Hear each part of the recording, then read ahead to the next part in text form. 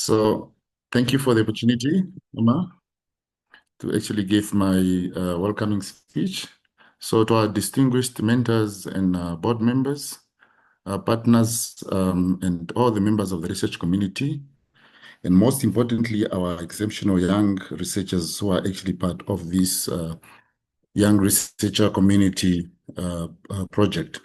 It is indeed my honor to, as a chairperson of the Africa Center for Excellence in Blockchain Research Board, to actually welcome you at this closing remark or rather closing ceremony of the young researcher community.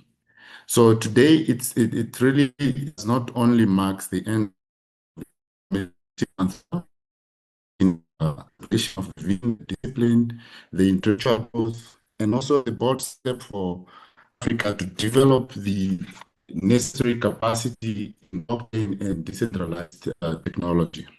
For us, from the inception of this project or this program, the Young Researcher Community was actually designated as one of the flagship programs for the Africa Center of Blockchain Research in developing scholars who are passionate about blockchain, yet there are not so many structured mentorship or access to credible publishing platform that could allow these young people to really innovate around the technology and actually develop innovative ideas and actually produce rigorous research output through um, um, such a structured program. So therefore, for us, this program was really intentionally structured for 6 months, which was fully virtual. It's really a Pan-African initiative, and it really helped us to remove the geographical barriers that exist. And we actually give us the platform that decentralized access to opportunities for our young people in Africa. So researcher, of course, is one part of the continent, could collaborate. For example, we see that there is quite a lot of intercontinental collaboration in this project, not only from the aspect of mentorship, but also from the aspect of peer learning from individuals from different countries and continents.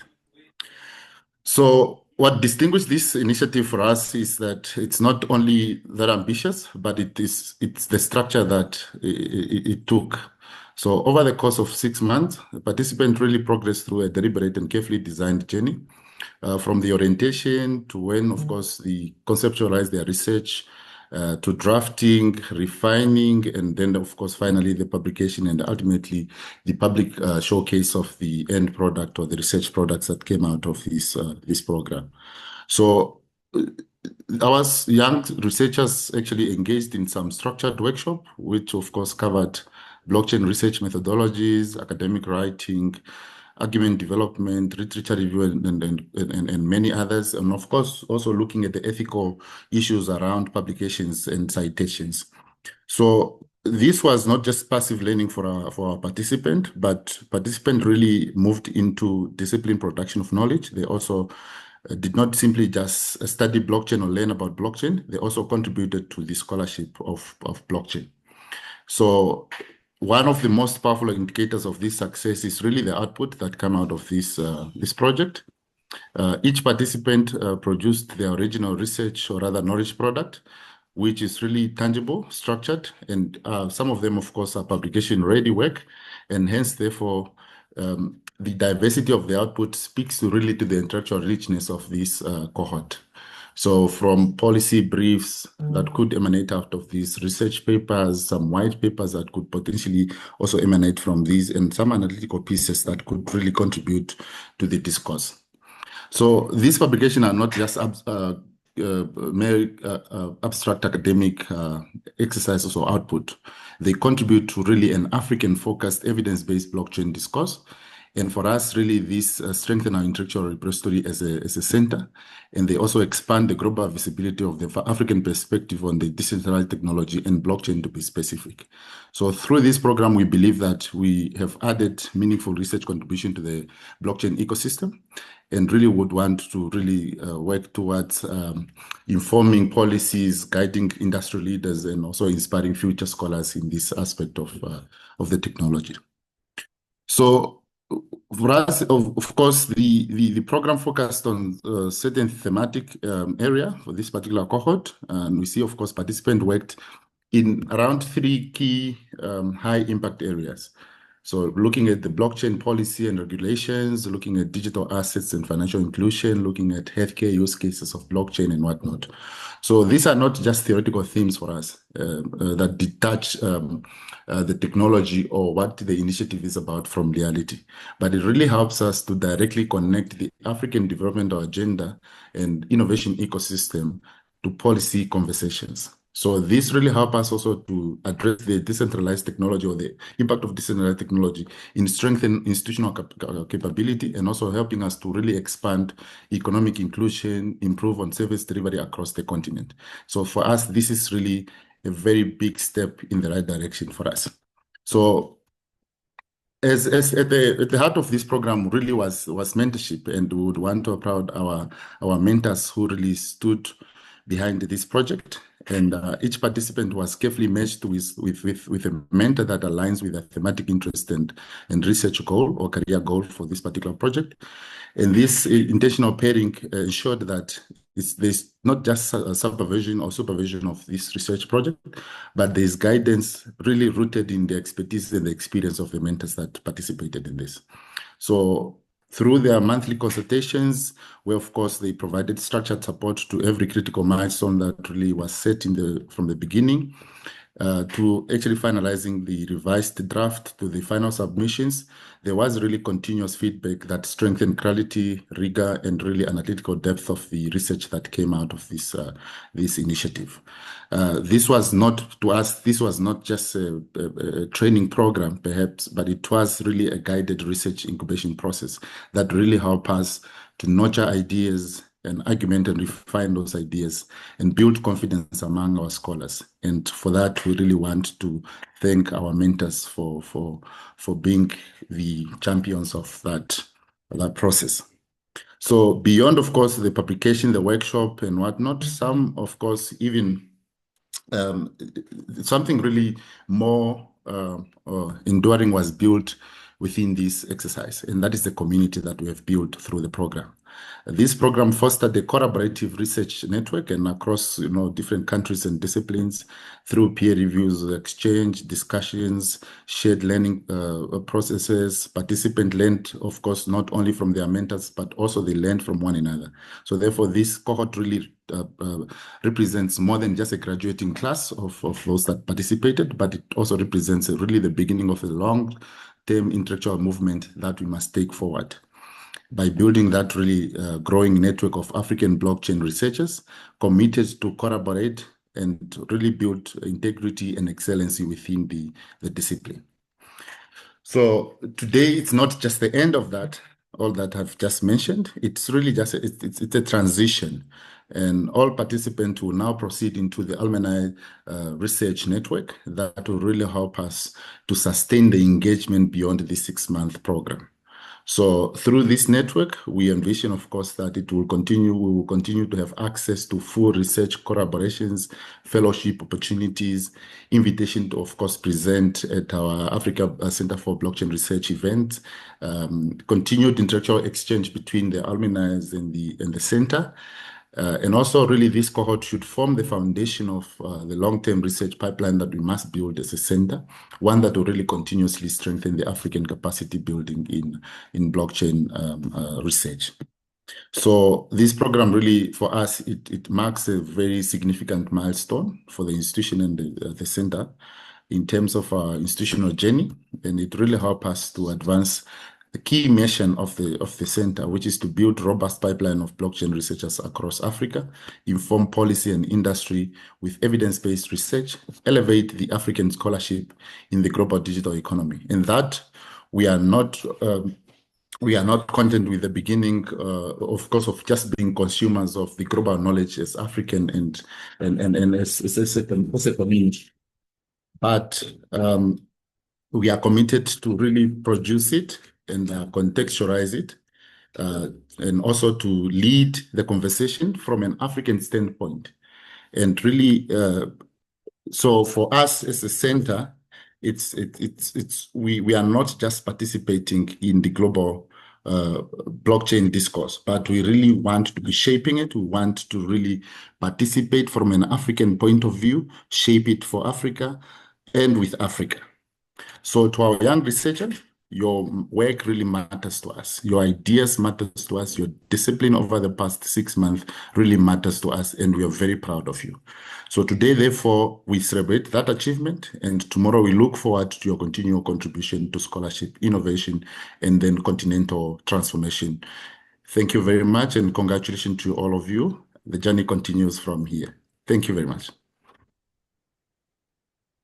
Right, thank you so much, Dr. Ngolo, for the inspiring welcome and setting the tone for today's ceremony. Next, we have a keynote that will inspire and guide our understanding of blockchain research in Africa. Please join me in welcoming Dr. Reza from Blockchain UBC, who will deliver a keynote titled Strengthening Africa's Blockchain Ecosystem Through Collaborative Research.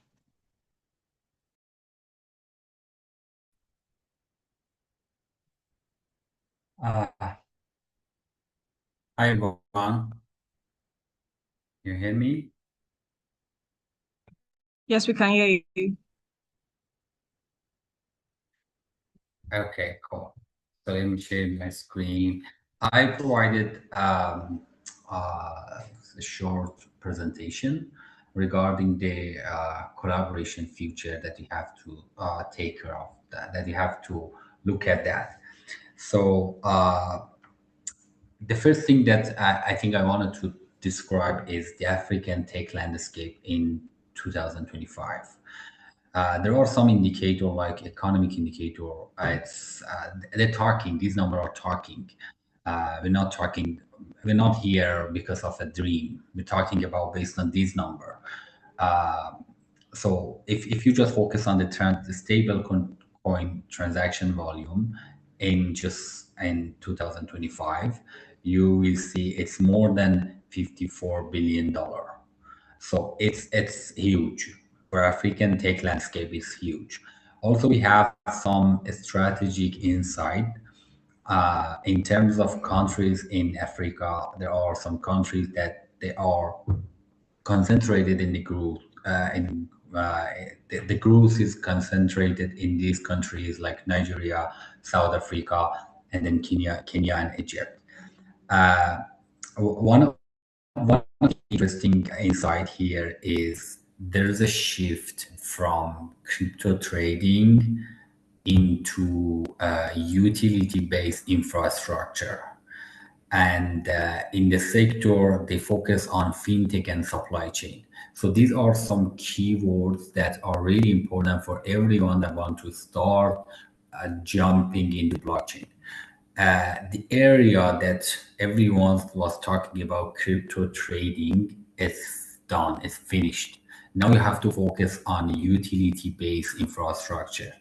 And as you see, it's infrastructure. It's really important. We have to create building block. And then on top of that, we have to start some application development.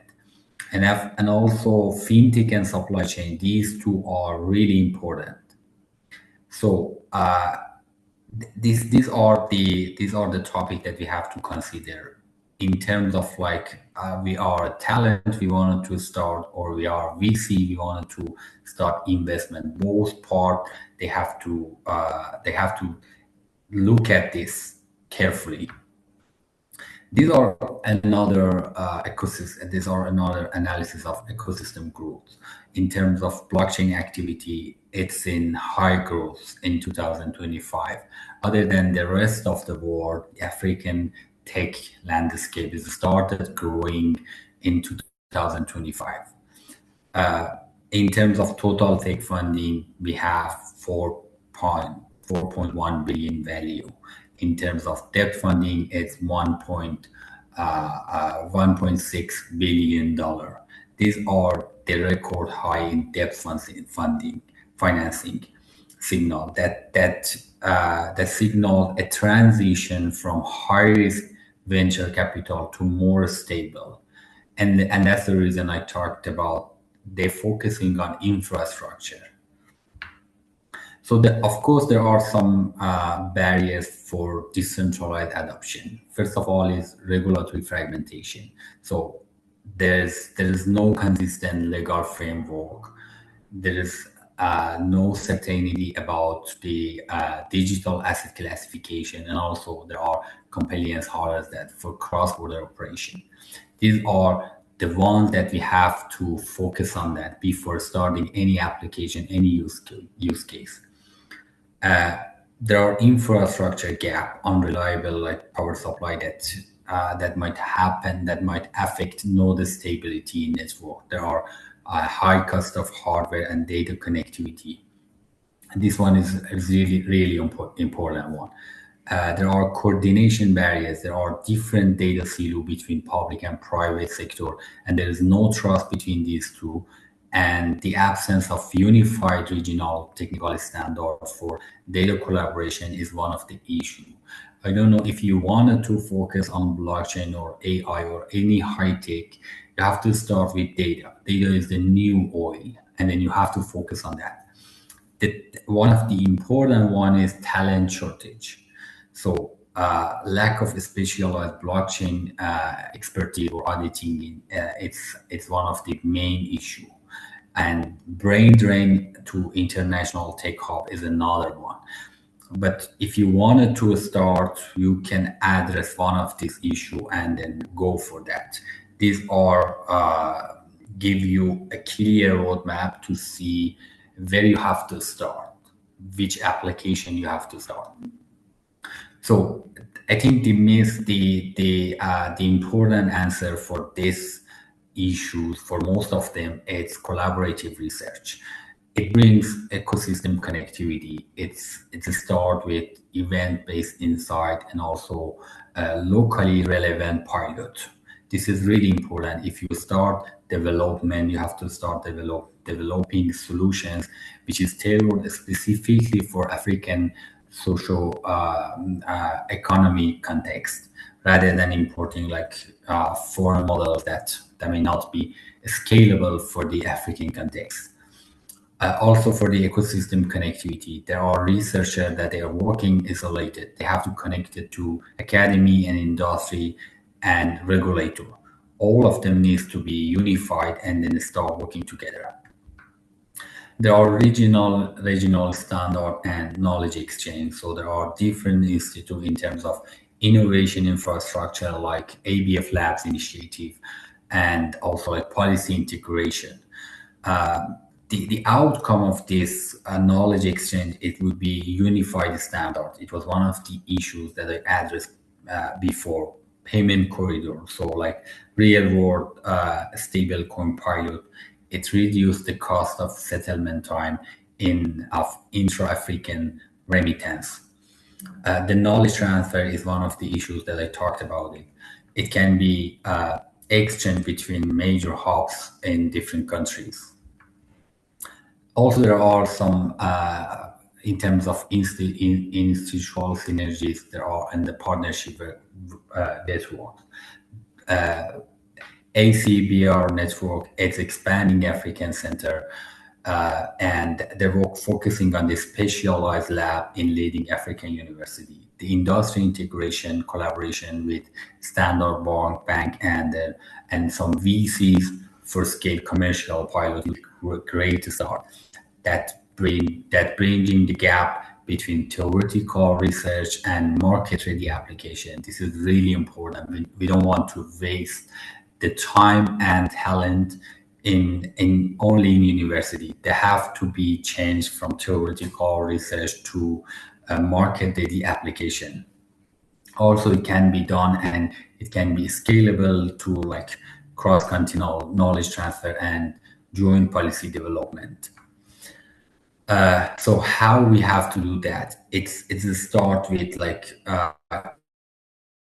communities like YRC or which is powered by ACBR, and there in 2025 was healthcare transparency, digital governance, and sustainable finance. I will bring some example that I think if anyone wants to start on them, it would be great. Not only for Africa, for the whole world, it would be great. The first case study, it can be financial inclusion and DeFi. It focuses on DeFi protocol,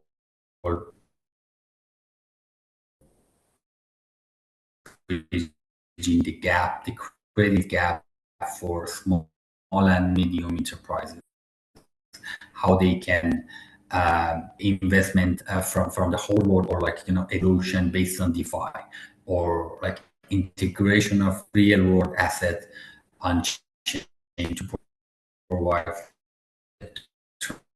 transparency and additive interesting application that that can consider as a case study. The second one, it would be focus on supply chain transparency or farm to export integrity. So end-to-end tracking for any type of like product that we can focus on that. It would be one of the use cases for agriculture traceability, or like humanitarian logistics. So how we can audit the aid distribution.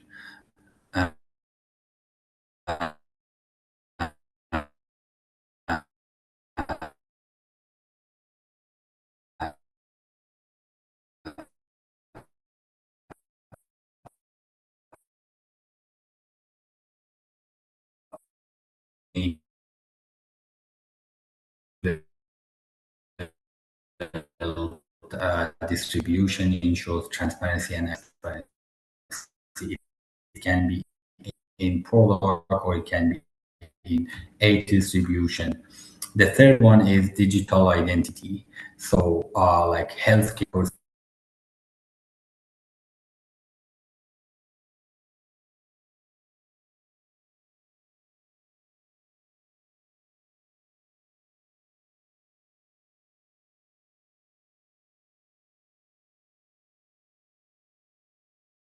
It has to be start with strategy priority. They focusing have to focus on scaling the mentorship and peer network across all major African tech hub, and expand the cross-border testbed, and finally achieve a unified African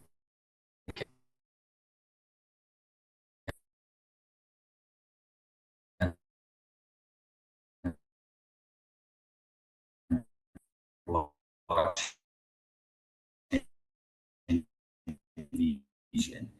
And in terms of call to action, we have to start with support initiative, joint or collaborative research between industry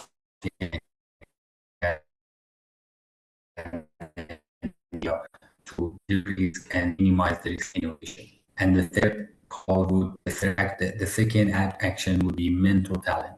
We have to engage with the young research community to bridge the gap between theory and development. And the third action would be co-create standard. We have to bring a unified vision and standard, especially tailored for African blockchain tech standard. So yeah, that I wanted to talk about all that we have in.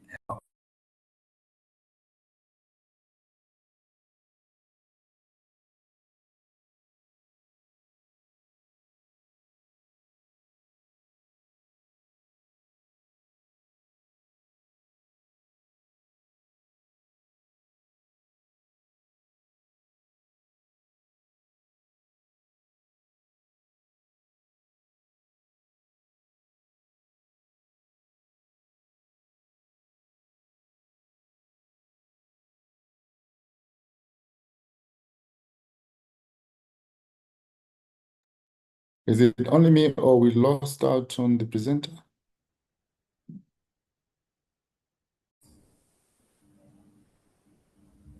It seems we've lost him.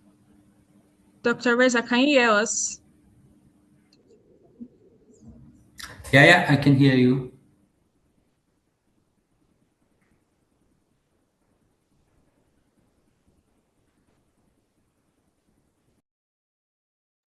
Great. Have we come to the end of the presentation?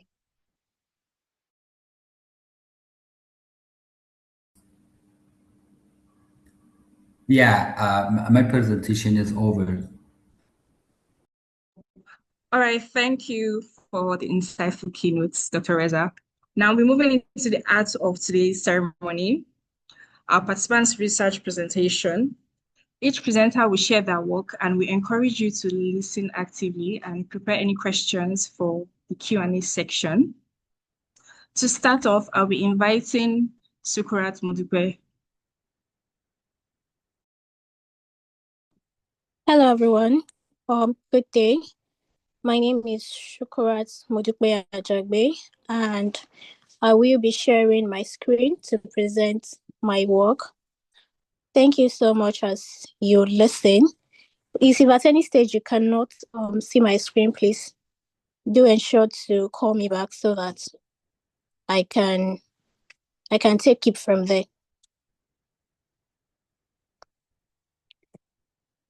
Can everybody see my screen?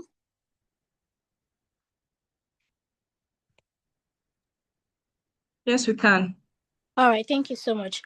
So my research is titled Blockchain-Enabled Accountability in the Centralized AI System, a comparative analysis of African and global regulatory framework. This research addressed three key questions, and they include: number one, how do African and global regulatory frameworks address accountability in the centralized AI system? Number two, what gaps and limitations exist within these frameworks with respect to the centralized AI system? And finally, how can blockchain-based mechanism enhance accountability and transparency in the centralized AI governance? To answer this question, this research took a doctrinal approach into evaluating and assessing these current regulatory frameworks to understand how they address accountability respectively in their governance strategies. And to really do this research studied 4 key countries in Africa, and this country include Rwanda, South Africa, Nigeria, and Ghana. And also, as a comparative standard, the research also examined international regulatory frameworks such as the EU AI Act, China approach, and international standards such as UNESCO and OECD. And through this comparative analysis, the research discovered that the AI regulatory landscape in Africa is fragmented and scattered across different regulations. And as such, there is no centralized or a single regulatory framework guiding AI use and adoption in Africa, and not to even extend to decentralized AI. However, when it comes to international frameworks such as the EU and the China approach, the research discovered that the EU AI Act is the most matured, as it provides for different mechanisms for accountability and liability attribution. However, despite this maturity and advancements in regulatory approach, the research was able to identify key gaps when it relates to to addressing accountability in the centralized AI system. And the research narrowed this gap into 3 main components. And those components include accountability, transparency, and enforcement.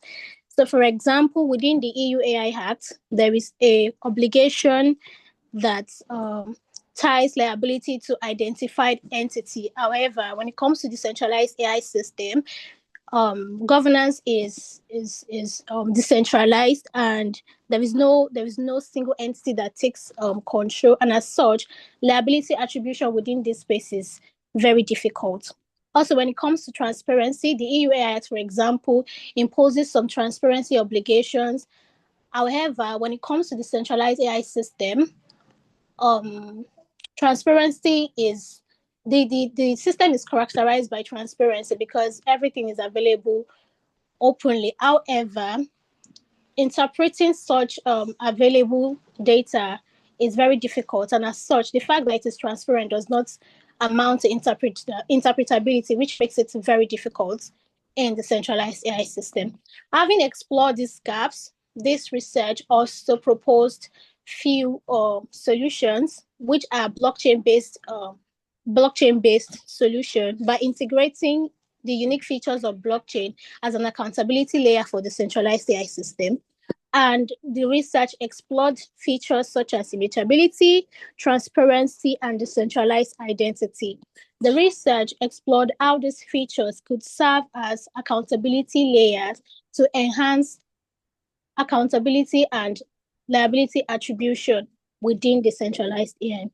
However, despite this solution is not without its own limitation. For example, transparency as a feature of blockchain and integrating it as an accountability layer means that regulators are having access to real-time information as to how decisions are made on chain. However, this information are encrypted, and as such, they are not easily interpreted, which means that there is a need for a technical know-how to interpret this information. To conclude the research proposed a policy pathway for African countries who are looking into developing their own regulatory frameworks by integrating these features as a layer for accountability and liability attribution in their AI system.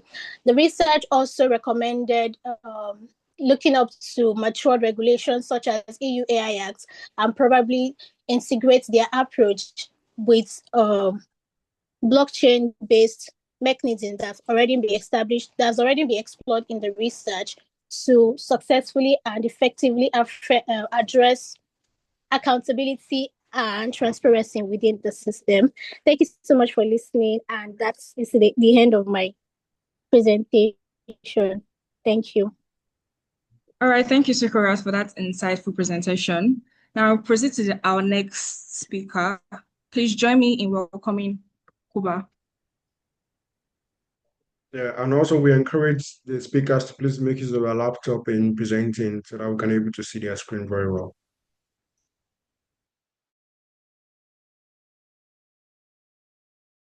Okay, good morning, everybody. I hope you are listening me. So I will share my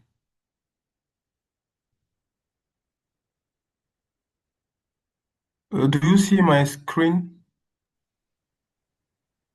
Let's go ahead. Yes, we can see it. Okay.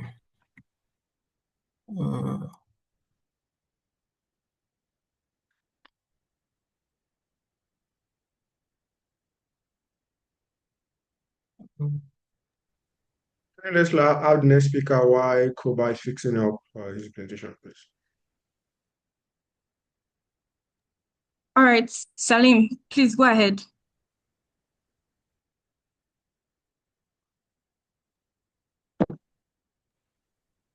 Okay, let me just share my screen.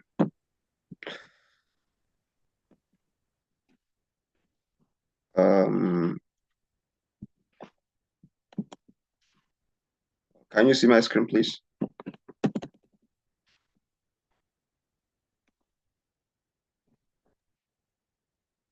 No, Salim. Okay, all right, you can see your screen. Okay, good day, everyone. My name is Salim Suleiman Sani from Nigeria. I'm sharing my research, which is titled The Role of Stablecoins in Modern Monetary System, a comparative study of Nigeria and global standards, such as US. So keywords, I focus on stablecoins, monetary policy, digital dollarization. So the core argument of the paper was the acceleration of digital dollarization in Nigeria amid inflation that is above 30%, and also excessive naira depreciation and poor policy traction compared to other developed nations. So I came up with questions like the impact on Nigeria's monetary effectiveness, that is how this stablecoin impact the monetary system. Also, comparison to global approaches, as well as policy options to balance innovation and sovereignty. The methodology I took was comparative qualitative synthesis, also with original data sourced from CVN, IMF, and Chainalysis. And then lastly, compared Nigeria with US and other G20 benchmarks. My theoretical framework was on hybrid ecosystem, public, bank, as well as private, digital money, and the effect, economic effect on substitution, liquidity loss, and policy leakages that will all erode the country's system as well as the currency. So here are the key findings, especially this digital, or let's say dollarization of the currency was basically on hedging. A lot of people in the country find resort in dollar savings instead of using the main country currency. Between June 2024 to July 2025, there was a surge of stable coins, which reaches about $92 billion, alongside with inflation that accounts for over 30%. And as well, Naira to dollar rate rose up to 1,600 during the time, even though now it's on a level that it's around 1,400. Also, remittance amounts to 23 billion. That is the highest records ever reached in Nigeria.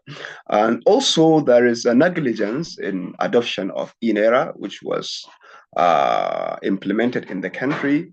Since the inception till now, only transaction accounts to something around 30 billion naira, which we can say typically something around $25 million. So there are some constraints. So if we look at the key trends, we can see here it's a time series data I analyzed, period between 2023 to 2024, where inflation was between 28 to 34%. Naira to dollar ratio was between 800 to 1,500, and then remittance was about 20 to 21 billion dollar. And then back then, the crypto volume was around $59 billion. However, that's what I explained earlier. Between June to July 2025, the account shifted while the inflation was at the peak of 34%. The Nigeria to dollar, and that is Naira to dollar ratio, rose to almost 1,800 before it falls to now level at around 1,600. That was late 2025, and now in 2026 it levels at 1,400 and something. And then the remittance is $23 billion, as well as the crypto volume right now is at $92 billion. As I said, the sources of this data was from CVN and Chainalysis, and so I analyzed the data to get to these findings. My global comparative was based on risks in small economics, as well as Nigeria as a vulnerable nation to that dollarization. And then I also compared it with emerging markets like Argentina and Brazil. So based on the compilation and the discussion about policy issues, I came to conclusion that we need to recommend some key aspects for the policymakers in the country to consider. First, risk-based regulation, that is things like licenses and reserve augmentation. Also, we should limit foreign stablecoins and promote the use of INERA. That is, to boost it. And then adopt macro prudential tools as well as literacy um, promotion in the country so that people should understand the macroeconomic effect of dollarization. So also we need international cooperation with the African Union and also the G20 countries. So in conclusion, stable coins reinforce hierarchies but offer inclusion via regulation, right? And it will also preserve Nigeria's sovereignty through coordinated policies. Also, I give future directions, that is for any research to come.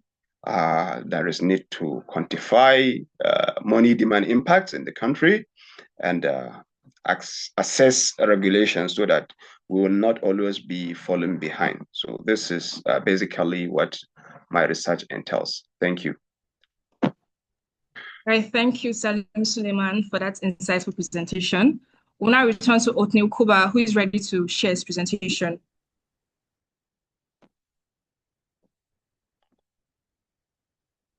So hello again, and sorry for the technical issue earlier. So I will present my work. So my name is Othniel Koba, and I'm a participant of the Young Research Community Program at ACBR.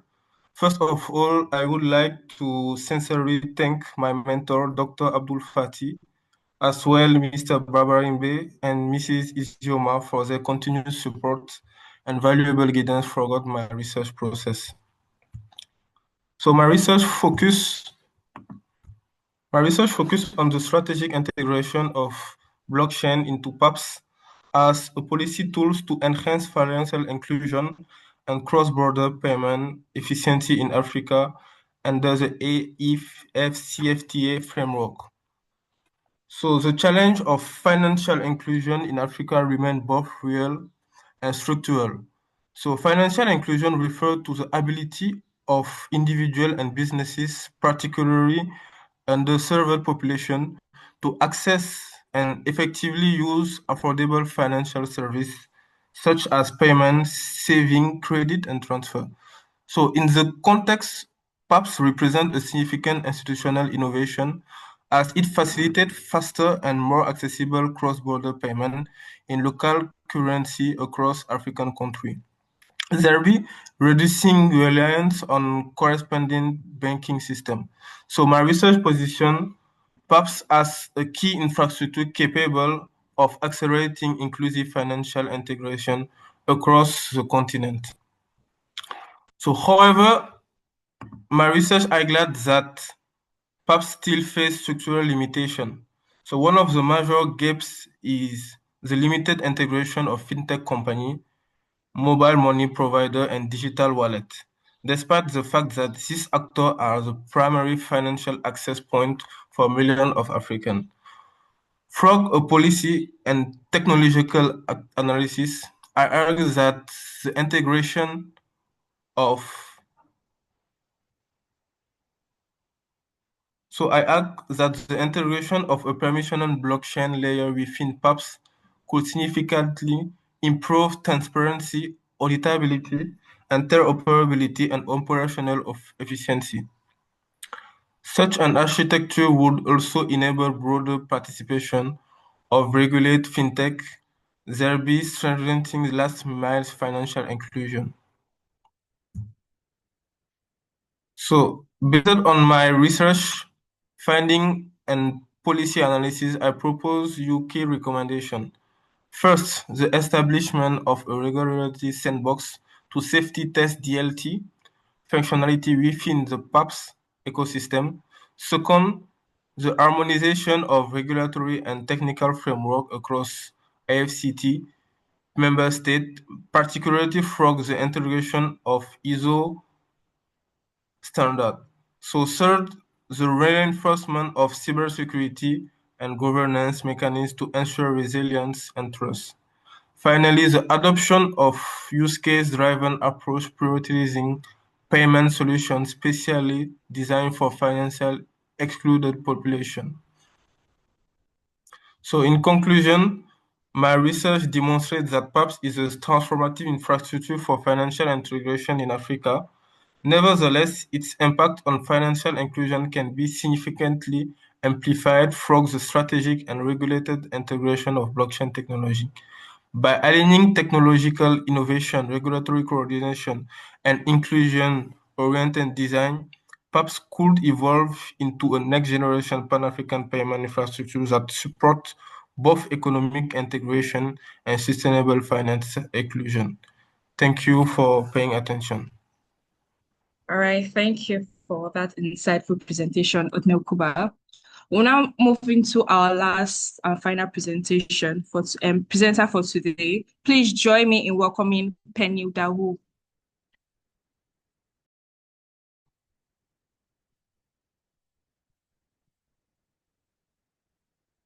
Penny, can you hear me? Of course. I want to Okay, show my please screen. go ahead.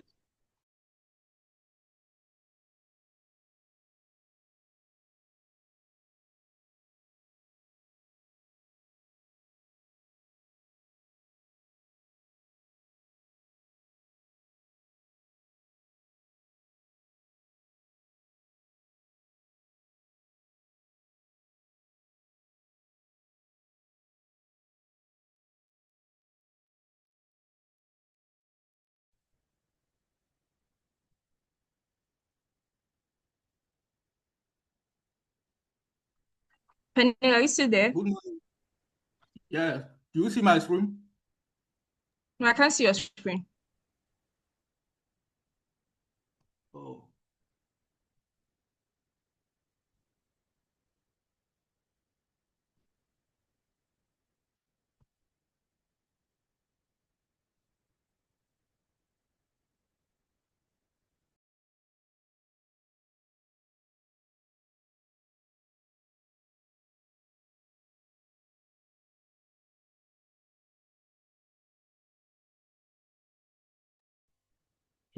So we are seeing like two screens. Can you probably close your Microsoft Word and just go ahead with your uh, presentation?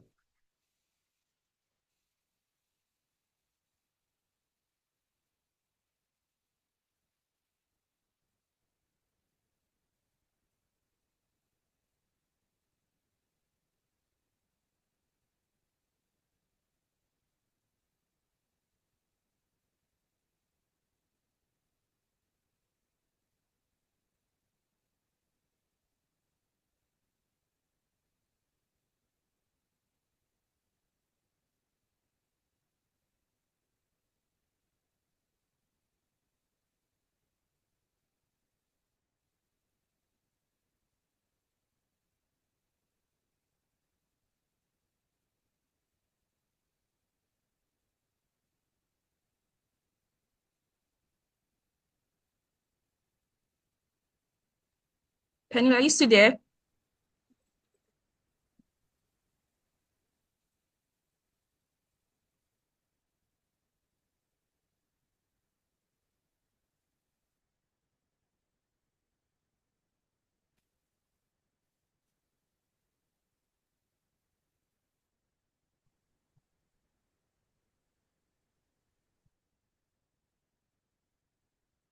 I think we should move to quick Q&A, and while we allow Pini to fix up his slide, I'm going to come back to him afterward.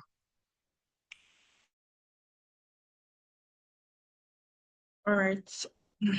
So moving to the question and answer section, please, if you have any questions, please kindly signify by raising your hands or drop them in the chat box. Thank you.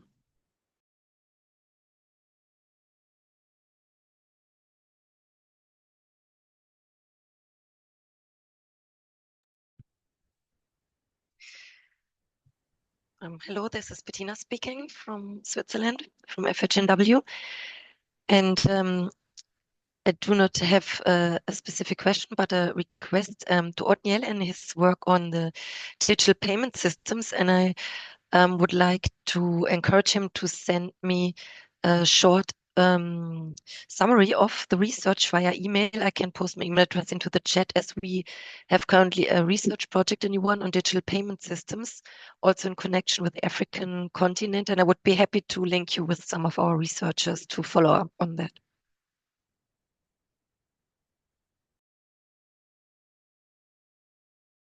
Okay, I understand it. Thank you, Mrs.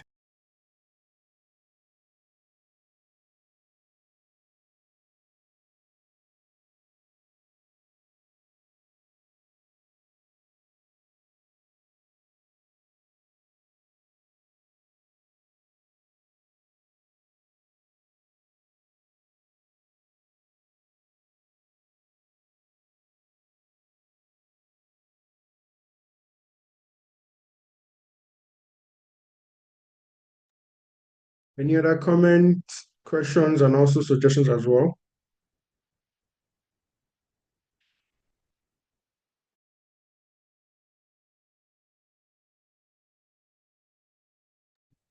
Okay, while we wait for the audience, I have a question for Salim Suleiman. Okay, Salim, how do stable coins function as a double-edged sword for emerging economies like Nigeria and Argentina? And what is the specific consequence of the unregulated adoption?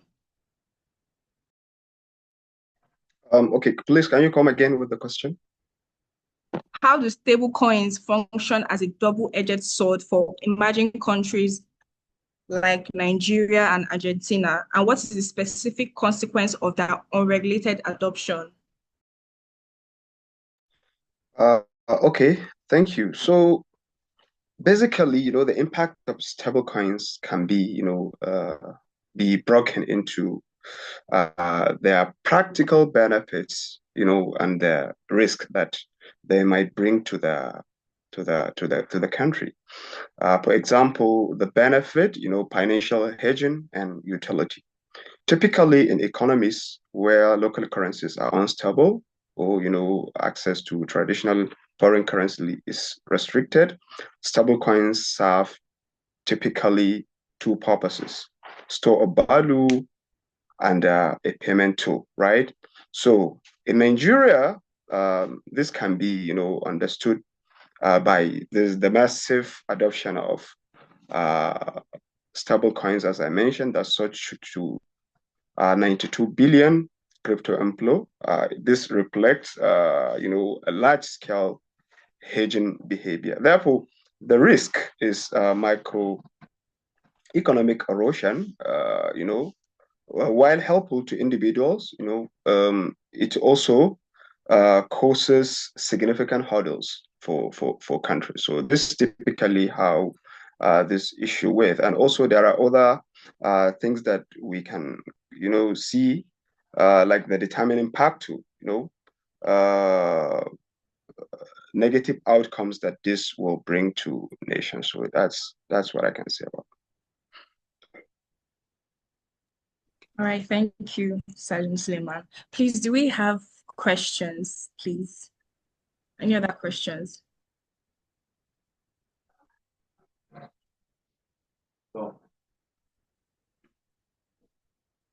Okay.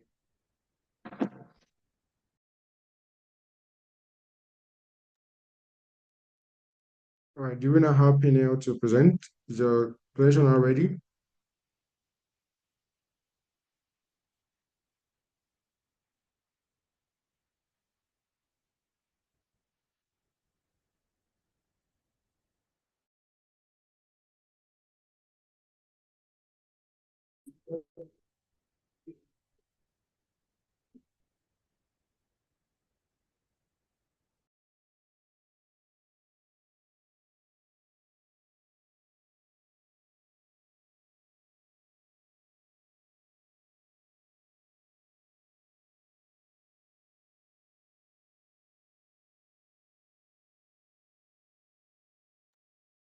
Are you ready for your presentation? Yes, but I think I will go directly without to show my screen. I have technical issue. I will go directly, going directly. Sorry. Okay. Good morning, everyone. Again, I'm Pinel Boudlet-Dawi. I'm from Benin, and my research is about how we use a blockchain to certify and audit a YRC system. Let's start by this constant. Every year, 2.5 million people die from pneumonia, more than occur in South Africa, where there is less than one radiologist per million people. AI could save their life, but we face a true crisis. Open decision, no audit trial. How can I deploy an India in hospital if we can't verify if it's work? Our solutions is the powerful, but also auditable. So a solution is to develop a blockchain certified diagnostic solution.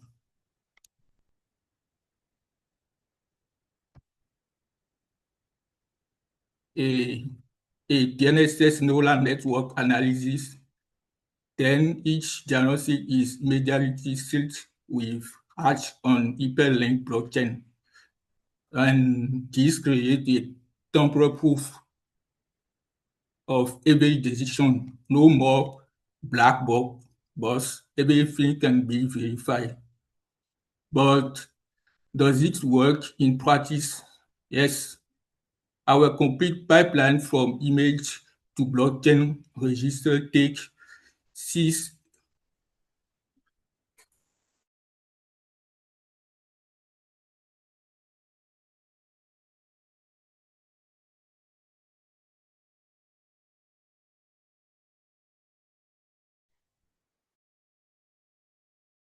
in terms of accuracy.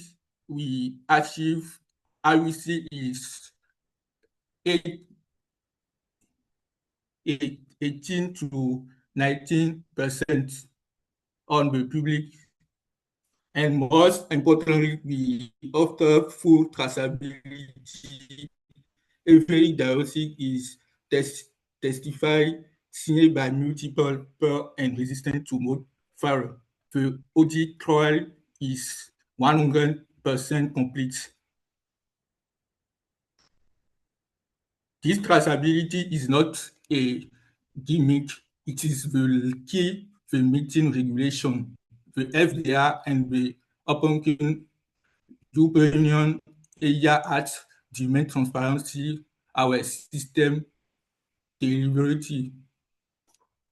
The decision and the blockchain prove its integrity. We store no patient data, only hash. So we are GDPR compliant. Our goal is to deploy this where it's needed more, and we have clear, let's say, one years at least. To summarize, our contribution are a fast accuracy via absolute traceability via blockchain, a solution ready for certification in the US and Europe. But to scale, we need to look in funding partners and partner hospitals in Africa for test pilots. Our vision is simple: move from blind trust in AI to continuous verifiability. Thank you, and I'm happy to take your question. All right, thank you, Penel. Thank you to all our presenters for the insightful presentation. All right, to officially close the ceremony, it's my pleasure to invite Mr. Kaidi Babarinde, Executive Director of the Africa Blockchain Institute, to deliver the vote of thanks.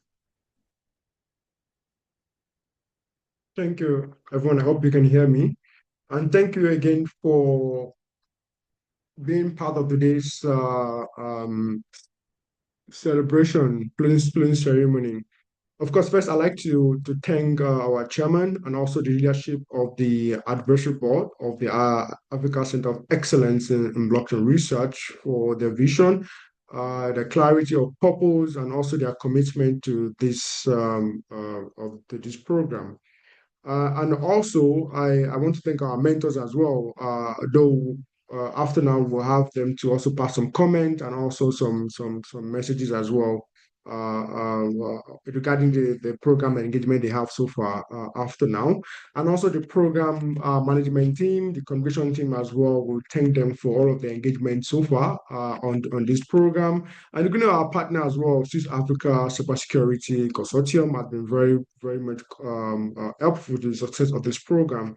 And also to the young researchers that are able to participate in the program. We have I guess 6 or more participants from the beginning. Now we're closing with 4 dedicated and strong mind. I think that also, I mean, it's considered a success and also progress so far over the past 6 months towards this program. So now they will be transitioning to the Alumni Research Network, as the chairman mentioned earlier. So this is not the end, it's just the beginning, the foundation, and also we hope the convention continue much more afterward as well. And also I want to thank everyone for taking time to be part of today's gathering. Right now, pass over the mic to Professor Bettina and afterward to Professor Tim to please make a comment as we close. Yes, thank you very much.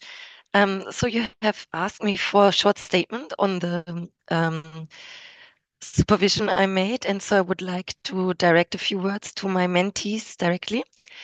And Pinel and Sukarat, I would like to congratulate both of you for your 6-month achievement. And individual to both of you, Pinel, I could see your effort to find a real-world problem, a very specific one in the health field. So this was your field of interest, and find here some evidence for a gap, and to then map it with a technical solution to find or to advance the field. So I see a very strong passion for advancing and making the world a better place with your research. And so you have high ambition.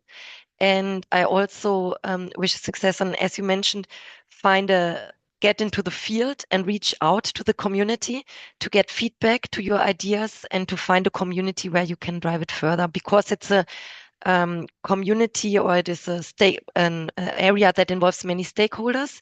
And so I recommend you to do outreach into the field in this healthcare sector.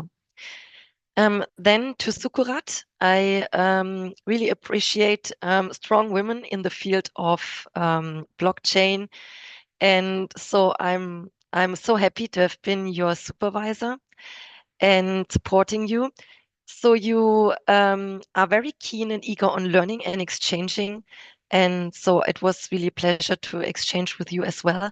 As I already told you, I see this sweet spot of emerging technologies such as blockchain and the legal framework as a really interesting and uprising field where we need skilled people and talents in future. So I encourage you to stay in that field and to advance there, because I think it will be a very good field for where we need knowledgeable and tech-savvy people that have the legal knowledge as well. And so I also, in your research, I saw that you were really willing to advance, and you made a large effort towards the end of your research to integrate all the improvements and statements ahead. So I saw your efforts and your willingness to bring efforts and also to do improvements up until the very last minute. So this was very appreciated. And Sukurat, all the best for you as well.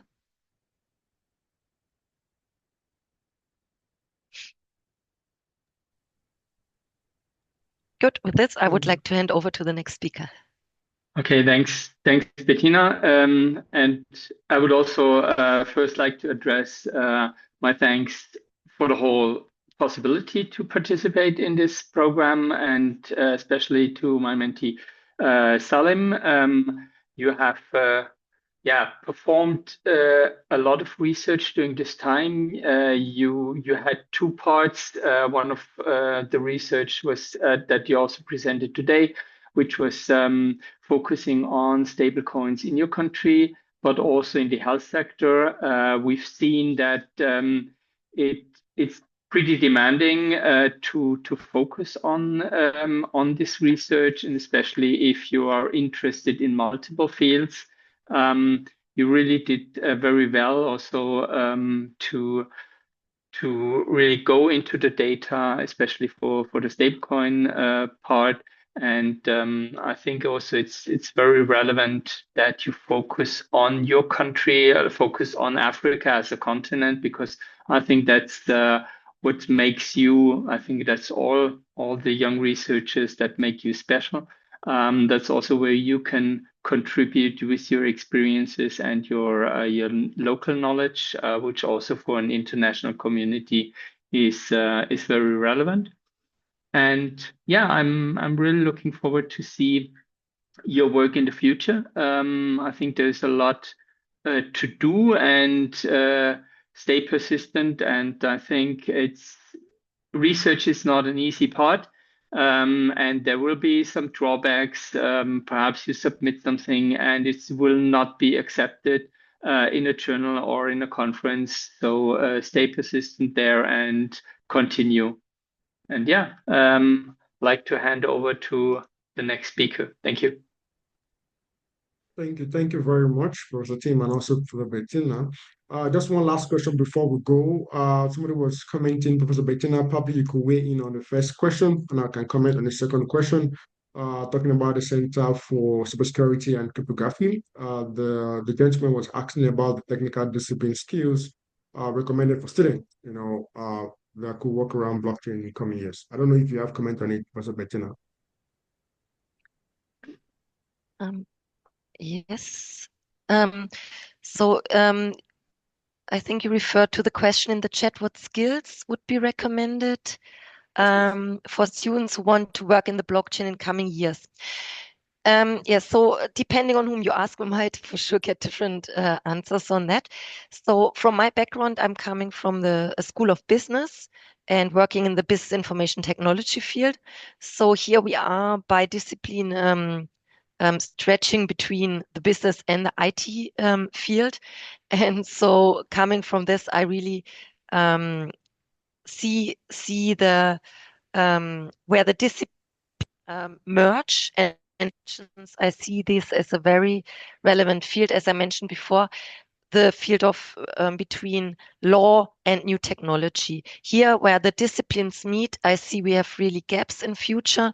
People that have understanding also in blockchain and really the coding on blockchain and the environment to combine it on blockchain and figuring out in the needs in the specific country. So here I see the skills that combine the different disciplines. So I encourage you to be really open for other disciplines.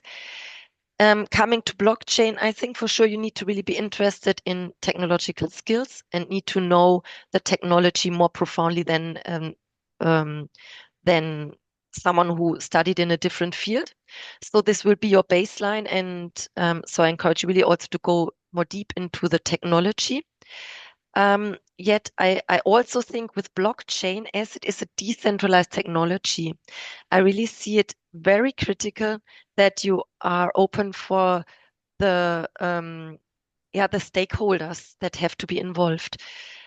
Here I see, besides technology, the real challenge to make blockchain work, because typically you cannot just have your own blockchain solution implemented by yourself and then try to make that successful. But it's then to bring the decentralized stakeholders together and then use the technology as an enabler.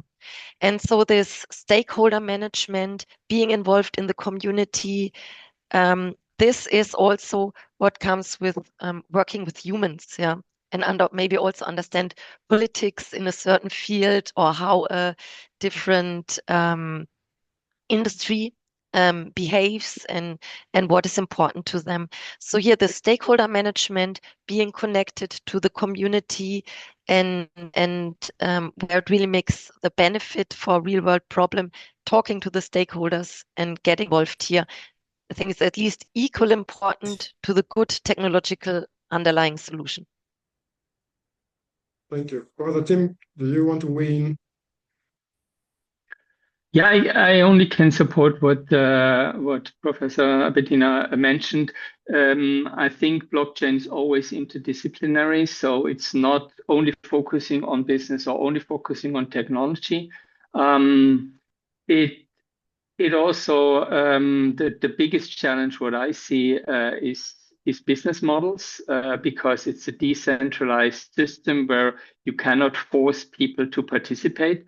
And you also cannot earn money by being the gatekeeper or the provider of the platform. I think that's the main challenge for a lot of use cases.